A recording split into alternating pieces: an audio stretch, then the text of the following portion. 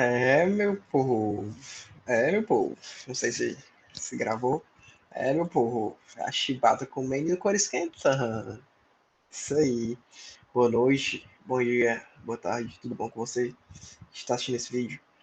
Se é que alguém está assistindo esse vídeo, né? Não, mas brincando.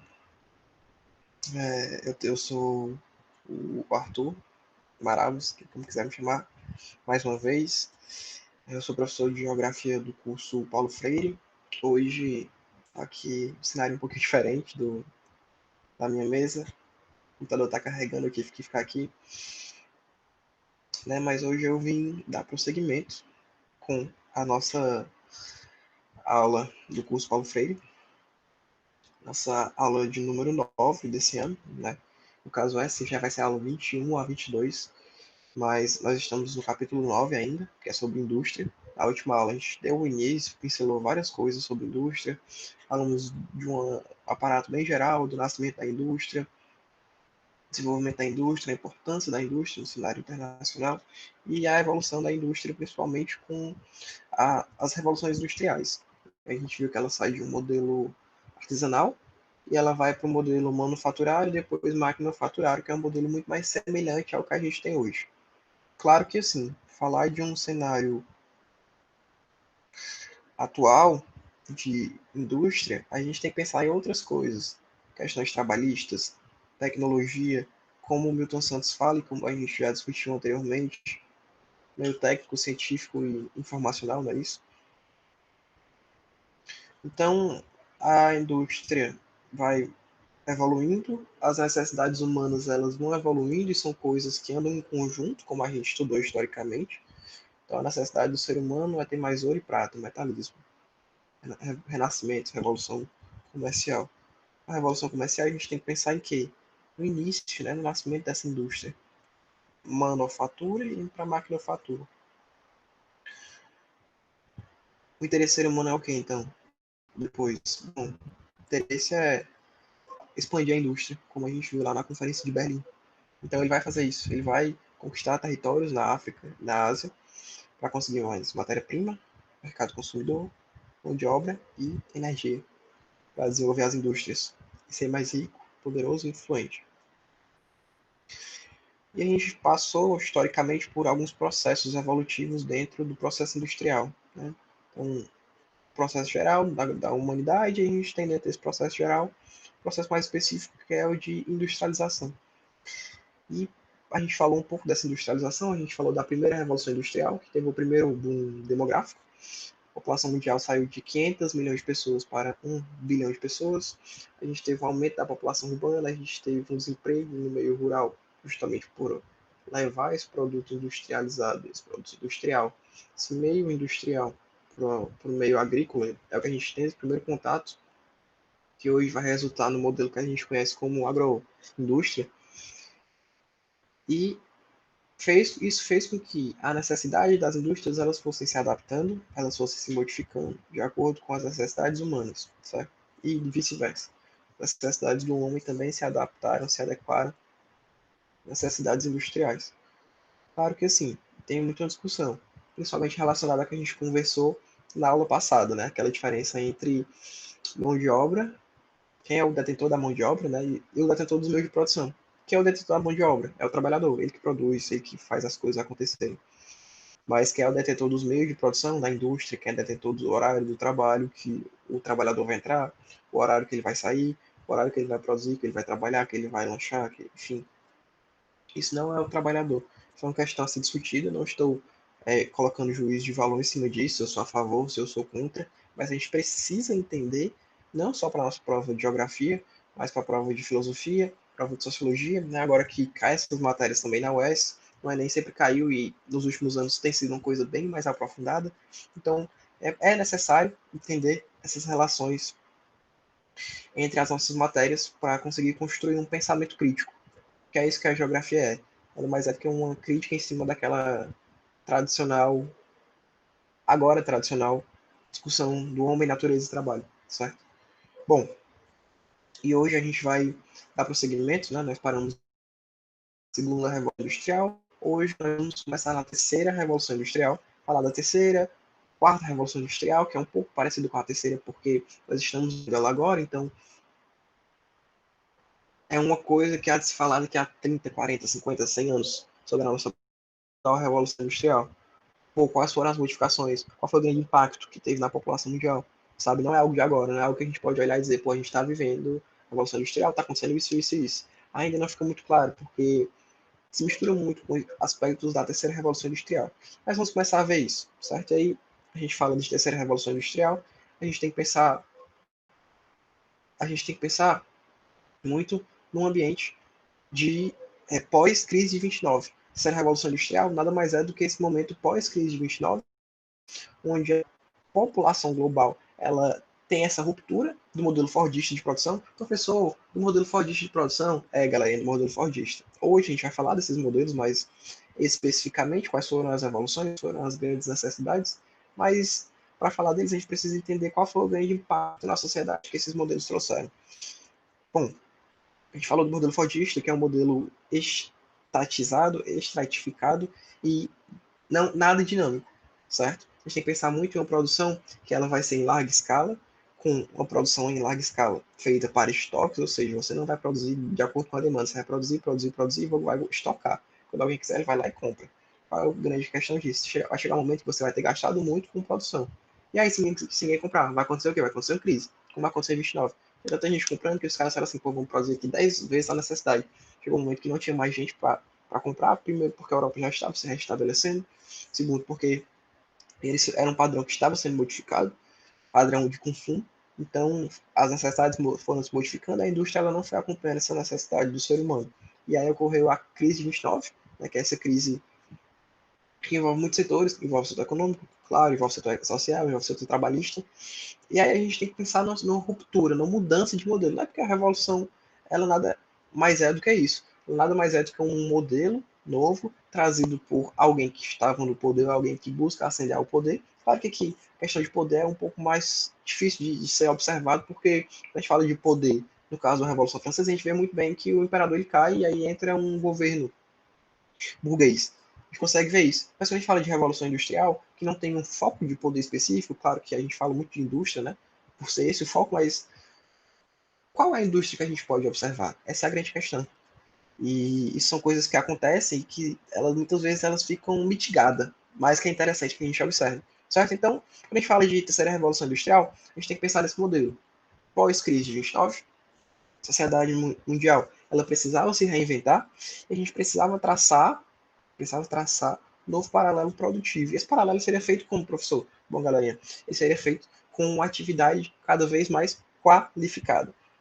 Quando a gente pensa no modelo fordista, que é o aspecto principal da segunda revolução industrial, o modelo fordista, o modelo de produção com baixa qualificação dos trabalhadores, com muita estratificação trabalhista, pouca qualificação dos trabalhadores, uma jornada de trabalho exaustiva, com as indústrias com baixa qualidade de trabalho, os locais com pouca salubridade, então eram condições realmente precárias. E aí houve essa necessidade de evolução. Evolução em que sentido, professor? No sentido, primeiro, trabalhista, de dar condições para esses trabalhadores, é tanto que quando a gente pensa no Brasil, pós-29, é a época que o governo Vargas está entrando ao poder, e é a época que começa a discutir mais fortemente a questão dos direitos trabalhistas, galerinha. A gente pensa em 1937, né, que é quando começa o governo da ditadura do Vargas, por si só, porque assim, há de se falar em golpe, de Estado, até porque ele já era de dentro da máquina pública, mas a gente pensa mesmo em ditadura a partir de 37, quando ele aperta mais os mecanismos de controle social, de controle político, de controle econômico, quando ele controla os partidos políticos, as eleições, ele, enfim, faz basicamente tudo. Fecha o Congresso. Mas é nessa época que se discute questões trabalhistas. E na Europa, claro que o modelo europeu ele já é bem mais avançado que o nosso, mas é nessa época também que a indústria europeia ela está se modernizando, a gente pode falar. E as atividades elas são cada vez mais criativas. Então a gente está falando de um modelo onde o trabalhador vai passar 16, 18 horas dentro do trabalho, exercendo a mesma função de apertar parafusos, como acontece lá no filme do Charlie Chaplin. Não, galerinha, a gente tem que falar mais disso. Aqui a gente vai falar de uma atividade criativa. Professor, como é que é essa atividade criativa? Não estou entendendo, não. O cara ele vai entrar na empresa, poxa, ele vai, ao invés de fazer um carro igual, fazer um Fusca preto, que nem tinha lá na época da Ford, não sei se era Fusca, né? Mas enfim. O cara vai produzir um Hilux rosa. Ele vai reproduzir amanhã uma Hilux cinza. Então, no dia não, quero um verde. E aí ele faz. Criativo no sentido de mudar. A gente pensa no modelo Fordista, porque se ele vai fazer estoque, ele não tem como diversificar. Professor, por que no modelo Fordista não é diversificado? Galera, por alguns fatores. Primeiro, tem que se perguntar por que os carros da Ford eram pretos, né? Todos os carros da Ford eram pretos. Porque assim, o preto é a cor mais básica que tem. A cor mais barata que tinha era preto. Então ele pintava todos os carros de preto para ter que economizar com dinheiro. Se fosse ter que pintar cada carro, teria que ter uma pessoa específica para pintar cada carro de uma cor diferente, de um jeito diferente, modelo e tal, teria que adaptar muito. Então, quebraria com essa estruturação, com essa estratificação que há no modelo Fordista. E aí, o modelo da terceira revolução industrial, a gente já pensa no modelo toyotista, de diversificação da produção. A produção ela vai se basear em uma alta tecnologia, porque a gente tem que pensar aqui, principalmente no pós-segunda guerra mundial. Claro que assim, como eu falei, a revolução não é algo de um dia para o outro. Não é a parte, não é, putz, aconteceu a crise de 29, a gente está na terceira revolução industrial. Não, é coisa de anos. Então, passou a Segunda Guerra Mundial, a gente pensa muito nesse modelo globalista, né, com o início dos blocos econômicos, tem que pensar assim, em alta tecnologia, principalmente quando a gente observa aquela guerra que estava tendo, né, a bipolaridade entre Estados Unidos e União Soviética. Eram duas nações com grande poderio bélico, com grande poderio econômico e um grande poderio tecnológico também. Porque a guerra, como vocês sabem, né, é fria justamente porque não tem nada bélico. Eles não vão diretamente se enfrentar. Claro que tem alguns focos de poder militar, como na Guerra da Coreia, como na Guerra do Afeganistão, a Guerra do Vietnã, guerras na África. A gente vai discutir melhor em algumas aulas aqui para frente. Mas não é só com questões militares. A gente trata também de desenvolvimento tecnológico. O maior espaço de produção tecnológica da história da humanidade foi dentro da Guerra Fria. E dar o espaço, desenvolvimento de computadores, desenvolvimento de televisões, desenvolvimento de carros diferentes, certo? Então a Revolução Industrial ela acompanha essa necessidade dos estados e está se desenvolvendo, está crescendo e está querendo cada vez mais bater o recorde do outro, bater questões do outro. Está sempre querendo ficar no topo. E aí essa alta tecnologia ela vai entrar justamente nesse sentido. Eles vão ter que desenvolver alta tecnologia não só para as indústrias, mas para remeter, trazer de volta para os governos essa tecnologia, né, de transformá-los em algo cada vez maior. A gente fala também de uma elevada qualificação da mão de obra. E aí é que tem mesmo essa ruptura. A segunda revolução industrial não é uma elevada qualificação, é uma baixa qualificação. Não só porque é baixa qualificação, porque eles querem pagar a menor quantidade de dinheiro possível para os trabalhadores produzirem. Quanto maior o lucro, quanto menor o gasto, a ideia era, vamos fazer uma menor quantidade de gastos para conseguir lucrar mais. E aí não importa se o vai morrer, se vai trabalhar 16, 18 horas por dia, o que importa é que ele trabalhe, produza bem muito, a gente vender bem muito e ganhar bem muito. Aqui não. Aqui tudo bem, tem essa necessidade de lucro, essa necessidade de produção. Mas eles pensaram o seguinte, poxa, por que eu vou colocar o cara para trabalhar 16, 18 horas por dia? Ele vai ficar cansado, estressado. Acho muito que o corpo dele não aguenta mais, ele não vai ter a mesma carga produtiva que ele tinha no início, seja no início do dia, seja no início de quando ele entrou na indústria. Ele vai descansar, tem a possibilidade de morrer, ou tem que pagar indenização, ou tem que pagar qualquer outra coisa assim. Lembrando que a gente está nessa fase onde passa a discutir direitos trabalhistas, certo? Então, tem-se essa necessidade de qualificação da mão de obra para acompanhar essa necessidade tecnológica. Necessidade tecnológica das indústrias, necessidade tecnológica dos governos, certo? E até certo ponto militar também. E aí eles vão qualificar a mão de obra no sentido de não mais ele saber poxa, apertar o parafuso direito. Não é isso, não é qualificar nesse sentido. É qualificar no sentido de ele passar a conhecer, a partir desse momento, todo o processo produtivo. Ele vai se qualificar, ele vai aprender como é que funciona toda a indústria. Desde a criação do prego, lá na indústria de base, até o momento que o carro ele é montado. Certo? Então tem todas essas fases, o trabalhador ele vai conhecer tudo, ele vai se qualificar para que ele consiga agir em todas as áreas. Poxa, hoje eu vou chegar, eu vou trabalhar na área de pintura, ele vai lá e pinta. Porque ele vai chegar e vai trabalhar na área de vender para o cliente. Certo? Então tem essa qualificação, por quê? Porque a gente pensa em uma redução da jornada de trabalho, justamente porque não estava mais dando certo esse modelo de 16, 18 horas por dia, e aí se tem uma redução da jornada de trabalho, a gente não pode ter mais trabalhadores com baixa qualificação. Porque qual vai ser qual vai ser o sentido de ter um trabalhador com baixa qualificação? Se ele vai trabalhar 8 horas por dia e aí ele poderia estar trabalhando 16, ele produziria mais do que isso. Mesmo que ele fosse cansado, mas ele produziria mais. A ideia é, vamos colocar o cara para trabalhar 8 horas por dia, Vamos colocar ele para ser qualificado, e aí ele vai produzir nessas 8 horas que ele trabalha, ou 6, 8 horas por dia, enfim, na Europa tem gente que trabalha 4 horas e ganha dinheiro pra caralho. Vamos colocar ele para trabalhar essas 8 horas, qualificar, e aí nessas 8 horas ele vai produzir mais do que ele produzia nas 16 horas que ele estava trabalhando. A mesma coisa, a mesma coisa, a mesma coisa. Sabe? É um trabalho que cansa menos, é um trabalho mais qualificado, que ele vai ter mais liberdade, mais disponibilidade de deslocamento dentro da indústria, e ele vai estar muito ligado a essa questão da alta tecnologia.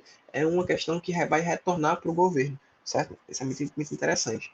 E aí é levado a especialização. O cara vai ter essa qualidade, mas é qualidade no sentido de ele saber como é que funciona tudo. Isso é muito importante de ser deixado claro, porque essa especialização é no sentido de, poxa, eu posso ser o cara fodão aqui em fazer blazer, mas aí amanhã se precisar que eu faça calça, você fazer calça também.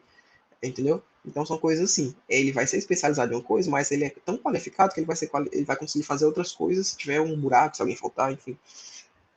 Robotização, que a gente tem que pensar também nessa questão dos lucros, como eu falei. E não adianta só colocar um cara qualificado para trabalhar em 8 horas. A gente precisa demitir quem não tem qualidade, quem não é qualificado, e aí colocar no lugar deles robôs, para facilitar a produção, para fazer em um tempo até mais rápido e conseguir vender mais. Essa é uma ideia que até hoje gira em torno da indústria, galera. Então não tem como fugir muito. Tem que dispensar e-mails que você consiga desgastar menos o trabalhador, e essa é a grande discussão. Desgastar menos o trabalhador, conseguir produzir mais, conseguir lucrar mais. Essa é a grande questão. Como eu falei, reestruturação da organização trabalhista, com os direitos trabalhistas, leis trabalhistas. Claro que aqui ainda não entra a questão das mulheres, das crianças, dos idosos, porque ainda, os negros, principalmente, né, que era uma minoria, que é uma minoria e se discute muito essas questões até hoje, mas é um início dessa discussão de direitos sociais, direitos trabalhistas. E uma horizontalização da produção. Deixa de ser tão estático. Como assim, professor? Horizontalização. Galera, quando eu falo de estático, é no sentido de, pô, tem um cara que é diretor da usina, eu penso numa triangulação. O cara que é diretor da usina, ele vai estar na parte de cima, certo? Obviamente. O cara que trabalha como escravo, como operário, peão, enfim, ele vai estar na parte de baixo dessa pirâmide. E ele vai fazer a mesma coisa todos os dias. Horizontalizar significa que esse cara vai ter conhecimento de todas as áreas produtivas. Eu repito e repito isso várias vezes, até fixar na cabeça de vocês. Ele vai poder se deslocar, ele vai poder ascender mais facilmente a essa parte da diretoria, a esse poder, certo? Então, são questões cada vez mais dinâmicas, uma dinâmica maior de produção dentro das indústrias a partir da terceira revolução industrial. E aí a gente parte agora para a quarta revolução industrial, que é o que a gente está vivendo hoje. Desde o finalzinho lá da década de 90 até aqui, a gente está pensando muito nisso, porque é a era do computador, a era das tecnologias, a era das redes sociais. E há de se pensar como é que essa integração mundial cada vez maior, porque por mais que cada um esteja em seu lugar, o fato de existirem redes sociais, de existir uma rede mundial de computadores, internet, faz com que mesmo que a pessoa esteja do outro lado do planeta, você consiga localizar ela, você consiga falar com ela, você consiga interagir com ela. Então, essa tecnologia, ela não é levada só para o meio social, para o meio que a gente vive, ela é levada para o meio trabalhista, para o meio industrial também. E a gente fala de quarta revolução industrial, a gente pensa muito nessa questão da internet. Como a internet ela é onipresente, ela está disponível. Claro que isso é uma falsa verdade, mas como ela está, entre aspas, disponível para todo mundo do planeta. E aí essa integração. Quando vocês pensam em blocos econômicos, que é o que a gente discutiu lá na nossa aula, qual foi a característica que eu falei para vocês que é a primordial dos blocos econômicos? Descentralização produtiva. Descentralização produtiva. Isso é um fenômeno que vem acontecendo no final da terceira revolução industrial, já para a quarta revolução industrial, justamente por essa integração, não só de tecnologias, mas das regiões também.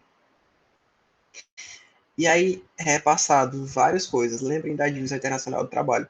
Não são só repassados matérias-primas, nem produtos industrializados. São passados conhecimentos. O Hall de Waite é passado os lucros, são passados os lucros, são repassados o modo de produção. Então, vai para além daquele modelo tradicional de matéria-prima e produto industrializado. A gente fala hoje de conhecimento tecnológico, conhecimento científico, como é que essa produção ela pode ser repassada por um rede mundial de produção, onde, ao mesmo tempo que cada país consiga entrar nessa produção, consiga produzir, consiga ter lucros com isso, que os países que estão no topo, Estados Unidos, China, Rússia, Alemanha, França, Inglaterra, eles continuem estratificados naquela nova divisão internacional do trabalho.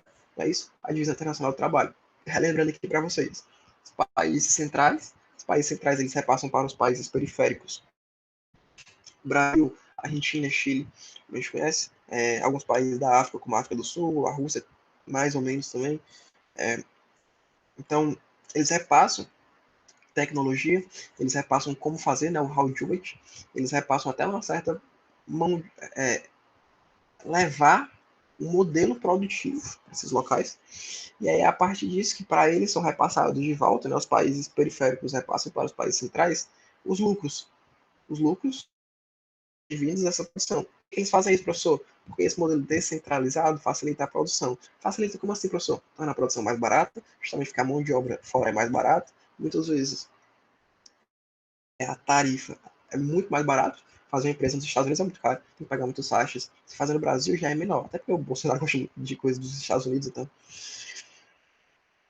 Então tem todos esses pormenores que facilitam a produção. E aí, essa quarta revolução industrial é isso, é um tipo diferente de conhecimento, essa produção inteligente. Produzir robô, produzir computador, fazer uma coisa assim, bem diferenciada.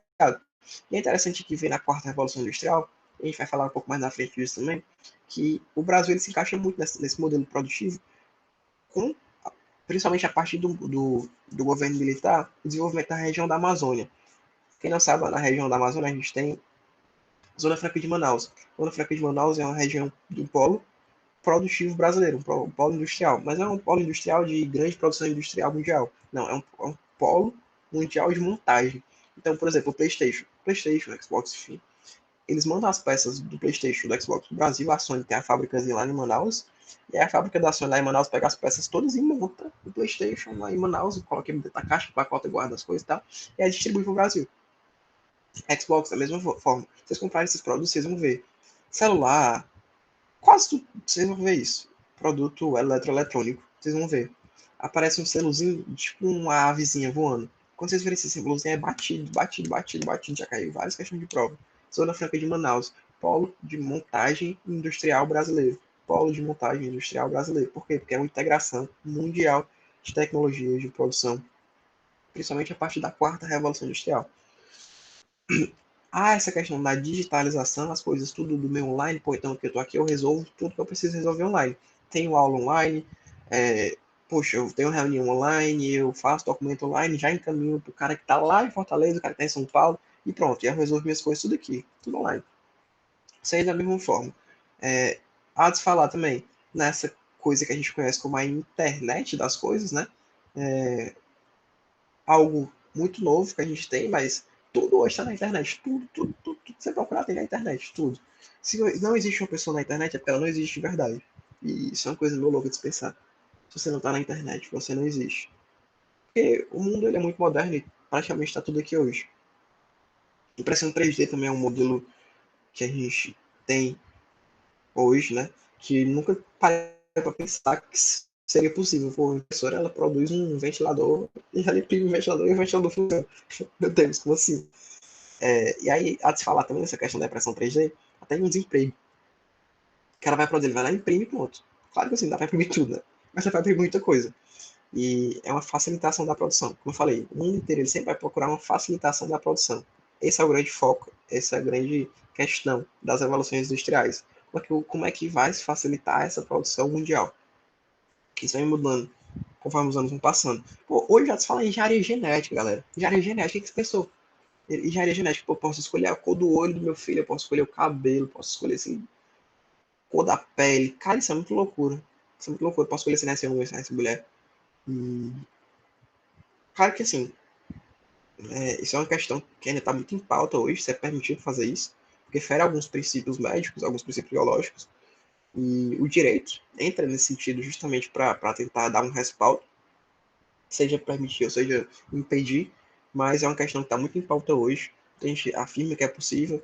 Essa questão da engenharia genética ainda estende um pouco para a questão do aborto também, porque por mais que não esteja diretamente relacionada à Revolução Industrial, mas essa discussão de aborto é muito justamente porque, se a gente parar para pensar, as revoluções passadas elas eram muitas garantias, muitos direitos que hoje a gente tem, direito trabalhista, direitos sociais, tá? Que foi com muito esforço, muita luta.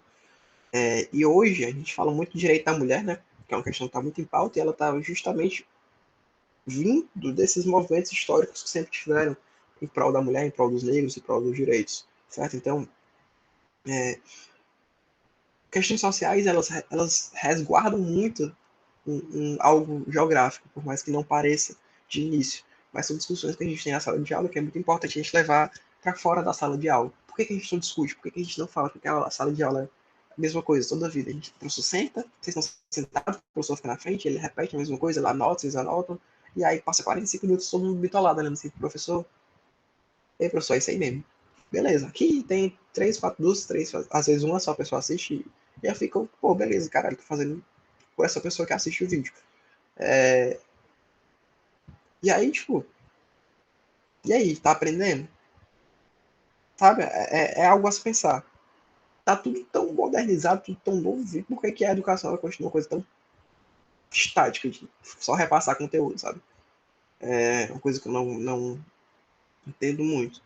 Mas sou muito novo nisso ainda.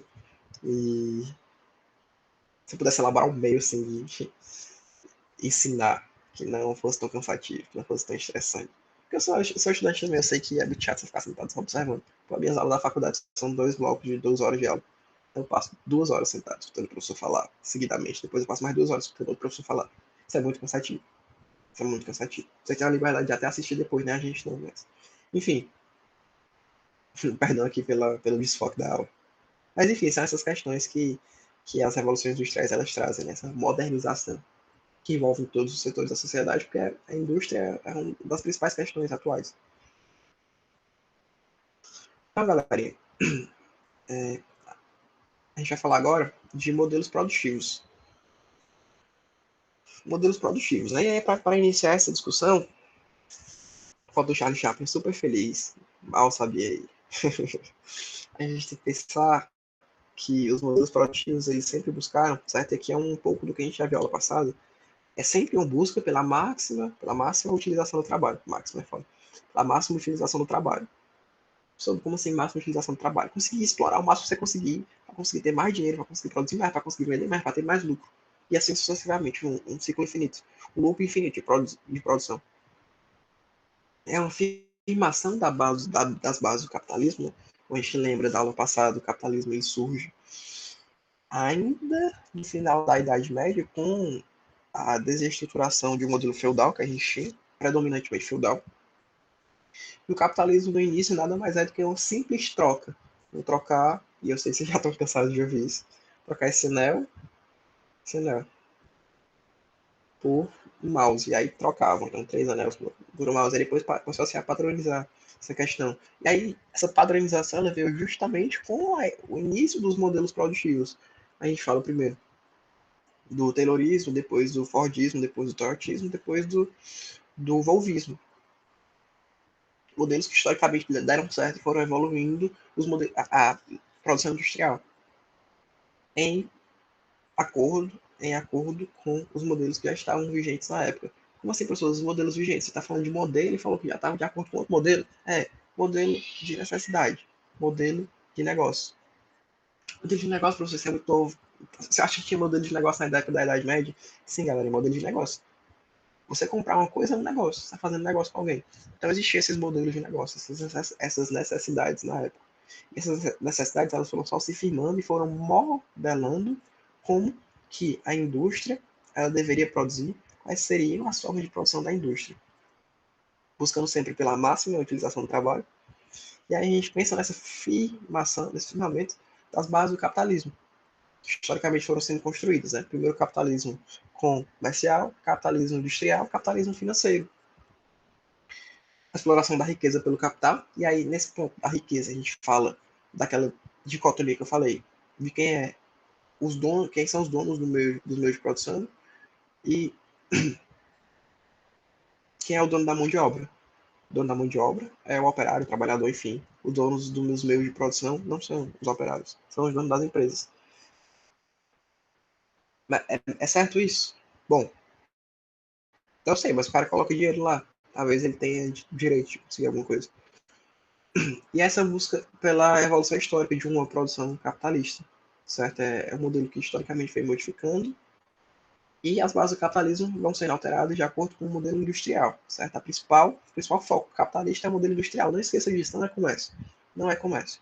O principal foco do modelo capitalista é a produção industrial. É a produção industrial.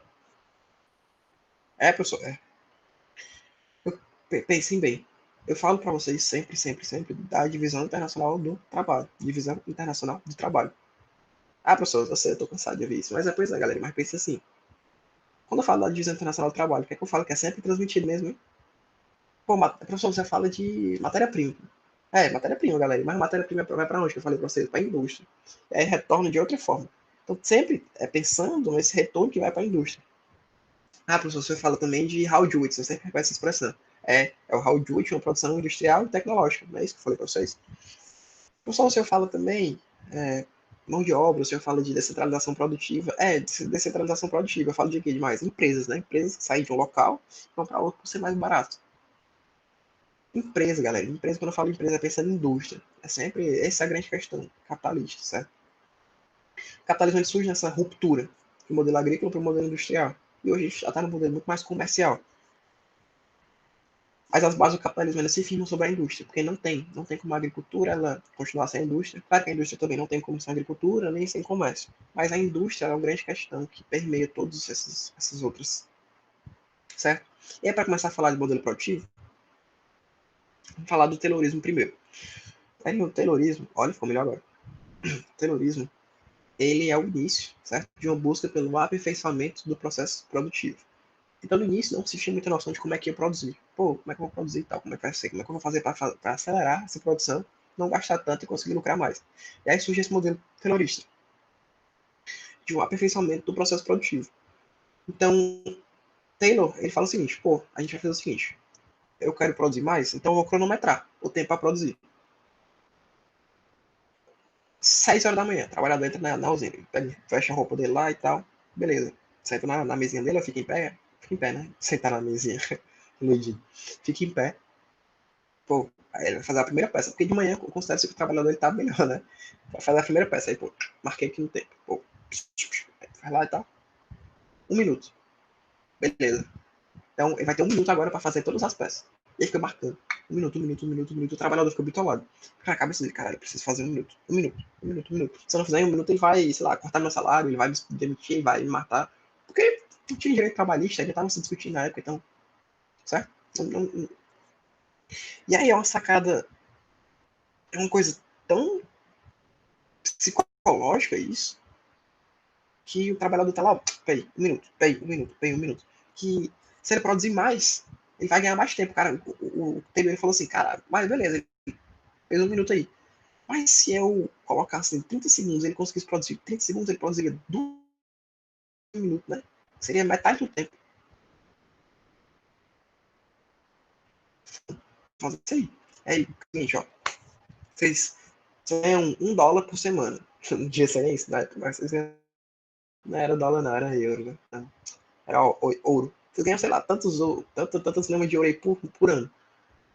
Seguinte, vocês produzirem 2 vezes que vocês produzem aí, no tempo que vocês têm, vocês vão ganhar tanto. Aí aumentava o salário do cara, produzir, cara, bitolado. O Charlie Chaplin é isso. Fica doidão. Acho que tô ficando doidão aqui também, mas o cara ficava doidão. E tem essa cronometragem e a remuneração. Que coloca na cabeça dos caras, eu preciso trabalhar, eu preciso trabalhar, eu preciso trabalhar, eu preciso produzir, eu preciso produzir. Ele vai ficar no feeling lá de vai dormir, não vai dormir. Passou tudo, não. Vai produzir mais e lucrar mais, tá? Lucrar não, ganhar dinheiro para sobreviver, né? Porque, lembrando, eram péssimas condições de vida, péssimas condições sanitárias nas empresas, nas cidades, nas usinas, era péssimo. Não tinha salário direito, não era bem pago, as casas elas eram mal construídas, então eles moravam em subúrbios de Londres, como Liverpool, como Manchester, e E aí era uma forma de conseguir, né? Melhor salário, melhor condições para a família. Às vezes tinha 3, 4, 5 filhos, ou até mais. E aí ele trabalhava nessa ideia, colocava na cabeça dos caras. Então, vocês querem dinheiro, meu amigo? É o seguinte, ó. Produzam mais que vocês vão ganhar mais. Vocês vão render mais, vão ter mais dinheiro aí. Pô, tenho filha. Pô, cara, tá pensando na tua filha. Pensando no futuro da tua filha, como é que vai ser? E aí? Precisa dar, sei lá, A educação da época era foda também, né? Deixa eu dar educação pra ela, vai. Aí, cara, botava na cabeça e ficava bitolando. Aí, precisa dar melhor educação pra ela, então vou trabalhar mais. Mas... E funcionava pra todo mundo. Os que não funcionavam morriam, ou tinha muito problema psicológico, aí ficava doido. Certo? Mas essa era a ideia inicial. Era um modelo de aperfeiçoamento de algo. Que algo é esse, professor? É o início da indústria. Aquela transição da manufatura para a manufatura. É um cronometragem. Essa cronometragem é muito interessante porque agora a gente vai estudar o modelo Fordista. E aí, quando a gente pensa no modelo Fordista, galera, a gente vê muito que o modelo Fordista ele nasce de um aperfeiçoamento do aperfeiçoamento. Professor, como assim? Você está ficando doido? O aperfeiçoamento desse modelo taylorista. Se a gente tinha no modelo taylorista o início de uma organização produtiva, divisão de trabalho, cada um fica em alguma coisa, produzir mais em menor tempo, e aí você vai ganhar mais dinheiro. O Ford chega lá e fala assim, porra, isso é genial. O cara vai produzir mais e em menos tempo e tal, a gente vai pensar nisso. E aí, como a indústria, ela segue a necessidade do ser humano, o Ford, ele aperfeiçoou por quê? Porque a necessidade do ser humano era de querer mais, querer mais, querer mais, querer mais. O capitalismo é isso. Quando a gente pensa no capitalismo é isso, né? Querer mais, comprar mais e tal. Então é um sinônimo fordista o capitalismo, porque historicamente foi uma padronização que foi feita e até hoje se tem essa comparação. E aí eles pegam grandes mercados, como o mercado dos Estados Unidos, que estava em ascensão, como o mercado da Europa, principalmente França e Inglaterra, né? E aqui a gente pensa já também na Alemanha, que estava surgindo como potência na época. E aí eles veem essa crescente produtividade justamente na observância dos grandes mercados. Por quê? Eles seguiam aquela mesma lógica. Vamos aumentar a produtividade, vamos dar mais dinheiro para os caras produzem mais e a gente ganha mais. Porque a gente vai estar produzindo mais e vendendo mais. Só que a questão é que eles nunca pararam para pensar como é que isso influencia a logística do mercado. Porque aquela questão, oferta e demanda. Se tem muito carro, muito carro, muito carro, os preços dos carros vão diminuir. Ou muita gente compra e aí chega uma hora que ninguém compra mais, que é o caso que aconteceu na crise de 29. Aí quebra. A ideia de Ford era, pô, vamos lançar carros populares, abaixa os custos por quê? Porque a roda é mais barata, é a estrutura preta que é mais barata, é o banco mais barato, é um modelo padronizado. Ford ele surge com isso, é uma coisa genial, até que lá no Hitler, na Alemanha, depois que ele tomou o poder, ele cria um modelo semelhante, se não me engano, no Gol, da a Volkswagen ela foi criada pelo Hitler. Eles queriam lançar um carro tipo, que conseguisse andar por cima das coisas e passasse e tal, e fosse tipo o carro do governo da Alemanha. Aí lançaram o carro da Volkswagen, que era para competir com a Ford. E a gente pensa muito no modelo Fordista na Primeira Guerra Mundial, né? Quando a gente pensa em 1914 a 1918, 19. E aí isso vai crescente, crescente, crescente, e aí o ápice depois cai com a crise de 29. Eram estruturas monopolistas de produção. Professor, como assim estruturas monopolistas de produção? Amigo, não tem negócio não. Era forte que produzia, era só a fábrica dele, todo mundo queria ter um carro, todo mundo queria ter esse carro preto. Pô, porra, eu vou economizar aqui 3 meses de salário para comprar um carro preto. Aí todo mundo queria ter a porra do carro preto. Todo mundo tava no carrinho preto lá, ó. Meu patrão, carrinho preto. Aí todo mundo tava tal. Aquele um tempo que a televisão, quem tinha televisão era o poderoso. Aí teve um tempo lá que quem tinha um carro era o poderoso. Os caras, pô, tô aqui meu carrinho e tal. Opa, gostou do meu carro e tal. Era realmente assim. E aí seguiu essa mesma linha de produção do Toyota, do Taylor, perdão, do Taylor no sentido de acumulação intensa, baseada na aumento de produtividade. Então, quanto mais você produz, mais você vai ganhar. Então, produza bem muito para mim, que a gente vai conseguir vender mais, você vai ganhar mais e eu vou ganhar mais ainda. Porque eu vou aumentar o teu em 20%, mas eu ganhei, sei lá, 3 vezes mais. Então, para mim, isso aí é pífio, aumentando 20% do seu salário. E aí é o que a gente trabalha muito no modelo Fordista, tá na crise de 29, né?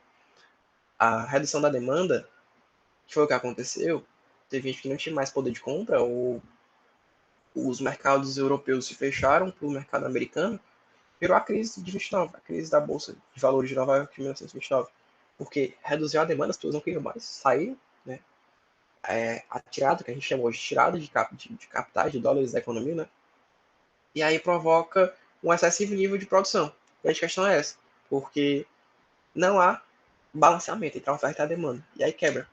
Só que a grande questão lá é porque tinha essa especialização no trabalho. Professor, especialização no trabalho, professor. Você falou que especialização no trabalho é a terceira revolução industrial. Mas aí essa especialização é no sentido de o cara vai saber fazer a coisa que ele está destinado a fazer, mas ele só vai saber aquela coisa. Ele tá especializado, porque você pensa em especialização da medicina, por exemplo. O cara é cirurgião, anestesista, sei lá. E aí ele vai só fazer anestesia, né? Qual que ele é cardiologista, coração, só trabalha com coração. Aqui é a mesma coisa, especialização, o cara vai saber só apertar o parafuso e fica lá.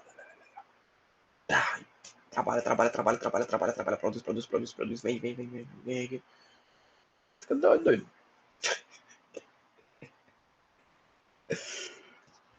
E aí o Ford, ele pega aquele modelo de produção em larga escala, e ele cria duas coisas que a gente tem. A linha de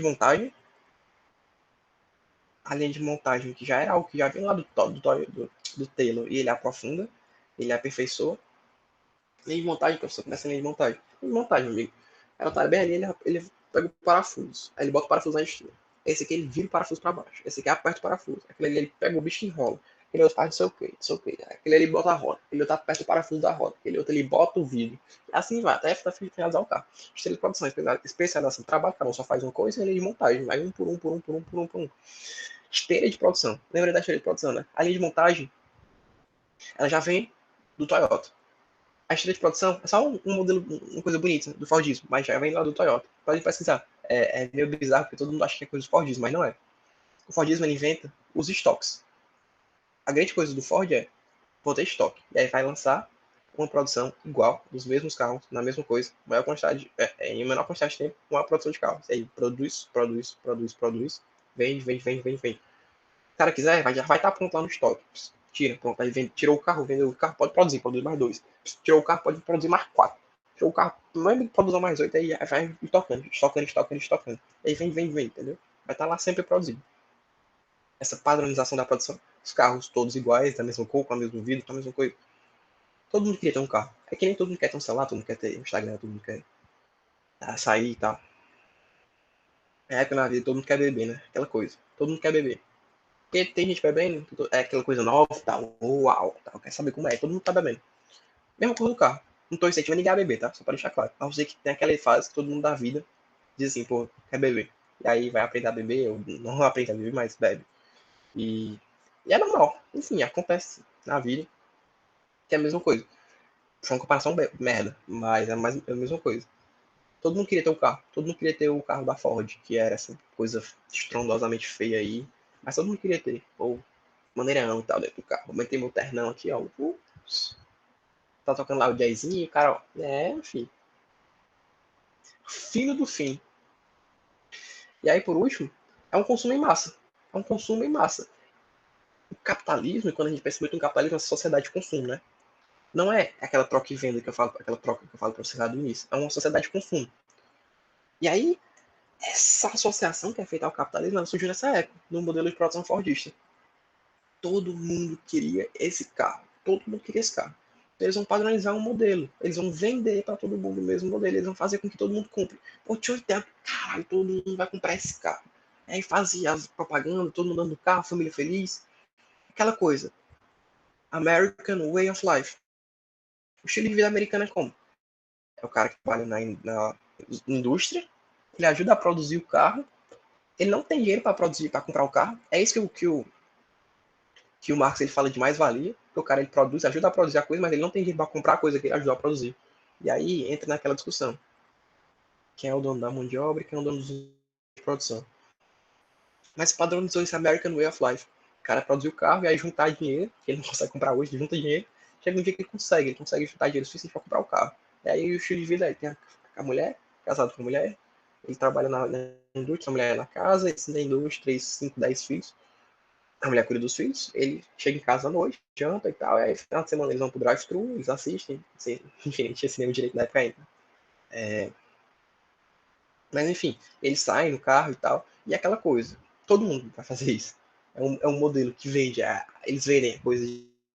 Todo mundo quer, todo mundo quer, todo mundo quer ter preto, todo mundo quer ter a família e tal. Deixa aqui a recomendação do vídeo de hoje. Da série, minha série favorita de todos. É incrível, eu acho sensacional. A argumentação dos caras, tudo.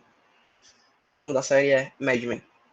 Vendendo verdades, vendendo verdades, uma coisa assim, que é sobre uma empresa de publicidade da Madison Square Garden da década de 60. Os caras usam terninho, eles fazem propaganda das coisas pra época. E é incrível como eles vendem qualquer coisa. Tipo, eles vendem batom dizendo que é uma marca de beijos. Eles vendem cigarro falando que o cigarro é o mais foda porque ele é torrado. E por mais que os outros também sejam, mas o seu é um que todo mundo sabe que é torrado. Todo mundo vai querer comprar o seu. É incrível. Então, é incrível, incrível, incrível. Você entende um pouco da sociedade americana. É, a série, assim, deu vários prêmios.